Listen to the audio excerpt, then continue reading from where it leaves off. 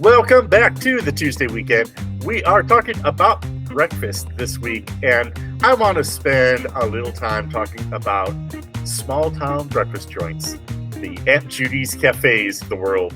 The really, not just are they the third place for the whole town, but then because they are that gathering spot in these small rural communities, they become the major source for news and information for the town. Gossip doesn't even begin to cover. But really, especially on my bike tours, I have had some incredible breakfasts and, in some of the most unremarkable restaurants you will pass on the road. But even kind of the unremarkable breakfasts are good ones.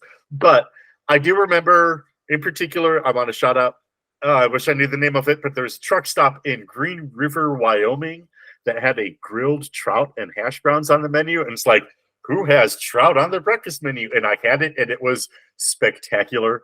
I'm sure it was locally caught. But Green River, yeah. In Green River, it should be.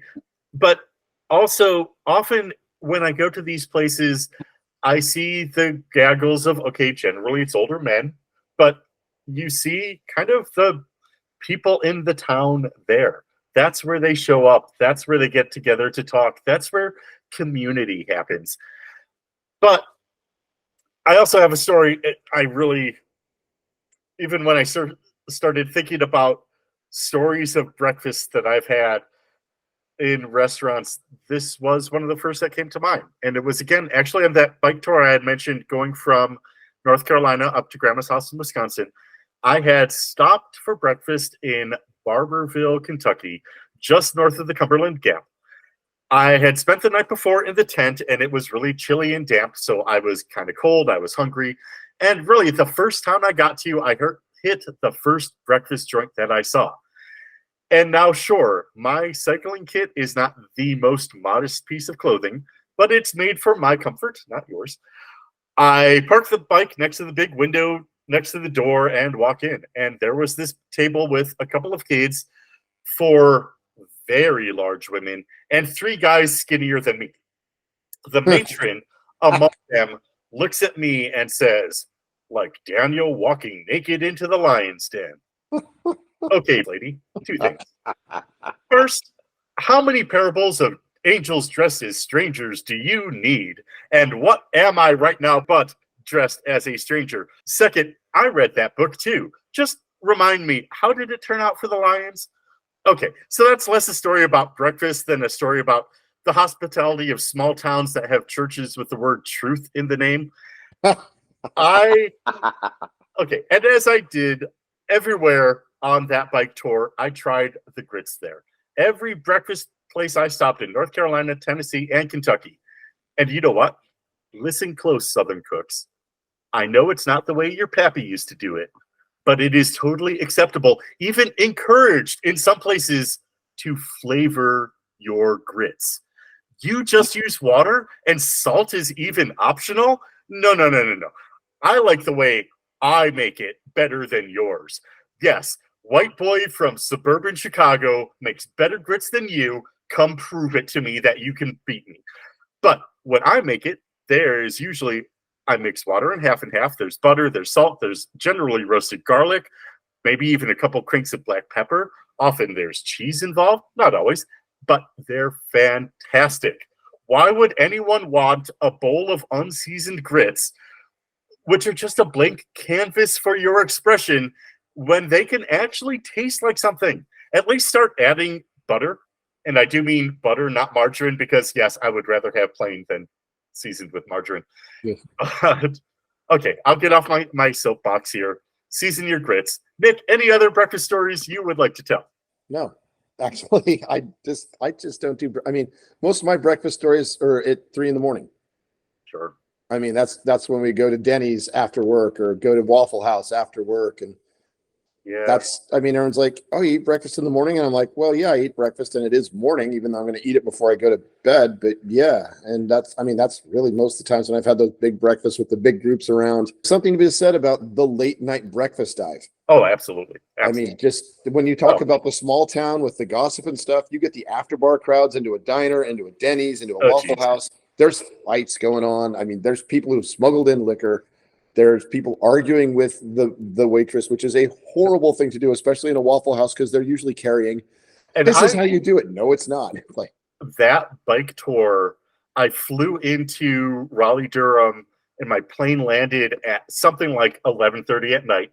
And my best friend Courtney picked me up and took me straight to the Waffle House. And we got there, and there was literally a cop arresting a dude right out the front door as that we had to walk past to get inside. And just like, well, wonder what the story is there. Don't need to know. Just going to order my hash browns. And then 5 minutes later inside, oh, did you see what happened to that guy out there? Well, here's what happened. And you're just like, wait, what? Oh, yeah, we found out. Like, yeah, someone you've never seen before in your entire life is like, I was there. Here's exactly what I saw. And they just, I witnessed the whole story for you. Yep, that's it. Sort of. All right, well, let's get to our restaurant shout-outs. And this week, I'm definitely going to shout out breakfast places, but I've got an honorable mention, and that is First Watch, which is actually a chain throughout the South, though they opened one in Naperville. So it's not really a Southern thing now, is it? If you're in Naperville, your Southern cred dies right there. But, I mean, not to say Naperville's a bad place, but come on, Chicagoland, you know all about Naperville.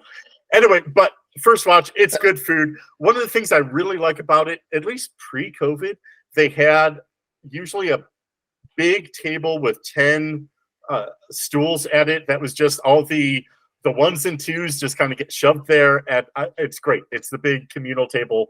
I had a good time every time. But the restaurant here I want to shout out is Peg's Glorified Ham and Eggs, right around the corner from me here in Carson City. Nothing I've ever ordered on that menu has disappointed.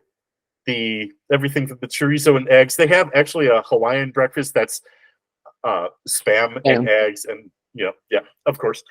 But their Benedicts are good. Their biscuits and gravy is good. Just anything I've had there. Well, I'm doing an honorable mention as well because I've called them out before, but Herm's in Logan, Utah. Just eat there. That's it. I mean, they're a breakfast place. They're kind of in the suburbs, and their food is just absolutely fantastic across the board. I spent years eating through that entire menu because I just wanted to try everything. So I'm an adult, and I ended up trying pretty much everything. My shout out, though, today goes to Morning Glory. Morning Glory is a glorified brunch spot here. It is the opposite of what we've been talking about. It is like one of the #1 Instagram photo places. I'm going to go there in an hour. It's about 11:30 here in San Diego. Probably going to go sooner than that. And I'm going to show up to club music, hip hop, and girls dressed like they're going out to the club on a Friday night. And it's Wednesday at 11:30.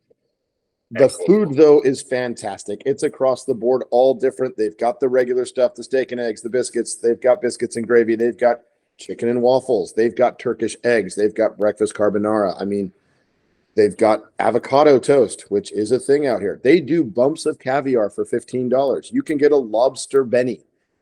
I mean, they do all kinds of different stuff, and their food is actually pretty damn good for a breakfast place. It's if you can get through the hip hop and the girls, hey, can you move out of our picture? Which I'm sure you already know what my response was to that. It's 3 words. One starts with G, one starts with F, one starts with Y. But yeah, it's a really, really great place. No beverages today, but it'll be a fun, nice little breakfast. Excellent. And again, if you go there, they don't do reservations. Yeah, and that's another thing. Breakfast places don't do reservations. No. So you stand in line to get your name on the list to be on a list. And the line when they open at 8 a.m. is about 100 yards long. Wow. Yeah, that place is that busy. And again, that's people there tip, even they're expensive, and people tip like $2-3 because it's breakfast. So one thing I'd like to say to everybody out there, a meal is a meal. Whether you're having eggs or filet mignon, tip on the bottom of the check. Yeah. Don't it's morning doesn't mean you get to walk out of there giving someone $2. Right. Most times breakfast, you're in the bad mood. They're not. that's on you. They are still serving you, and somebody has to clean up after you, and that is worth more than $2.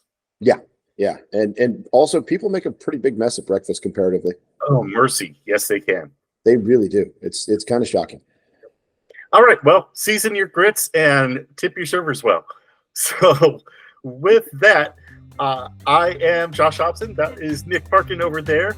The music you hear now was made by Andrew Smith. Deneen Oliver does our social media, and I'm pretty much responsible for everything else. So leave us some comments below. Tell us about breakfast. I love eating it out. It really probably is my favorite meal to eat out.